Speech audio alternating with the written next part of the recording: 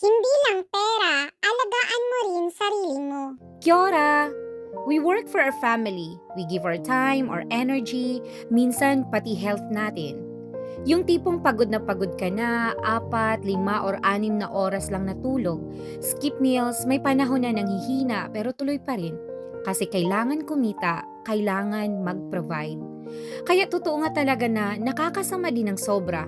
Ilang beses na tayong nagkasakit dahil sa sobrang trabaho, gusto sana nating magtrabaho pa, magkaroon din ng extra kaso isip lang pala natin minsan yung malakas. At ang pinakamasakit, sayang din ang kikitain kung papunta lang din sa mga gamot. Hindi lahat ng tao same ang lakas, hindi lahat same ang kondisyon. Kaya dito sa Enzi namin natutunan yung work-life balance, kasama dapat yung self-life balance din. Kasi paano tayo makakapag-alaga sa pamilya kung tayo mismo yung nanghihina? Paano natin sila lalaruin, yayakapin, aalalayan paglaki kung nakahiga na lang tayo? Hindi lang pera ang iniipon natin. Iniipon din natin yung mga taon na malusog tayo kasama nila. Yung pag-alaga sa sarili, hindi makasarili. Iyon ay pag-ibig din para sa kanila.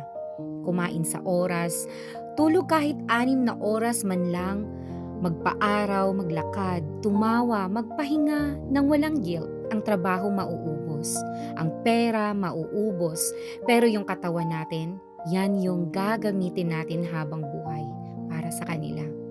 And one day, sahod won't matter, but health always will. Kaya alagaan natin ang mga sarili natin kasi mahal nila tayo at kailangan din nila tayo. And remember, we can't pour from an empty cup. Punuin muna natin ang mga sarili natin para may maibigay tayo sa mga pamilya natin. Ikaw, ilang oras lang tulog mo lately? Napilitan ka na rin ba magpahinga kasi sumuko na yung katawan mo? This is Lizelle in New Zealand. Padayon, kakitiano!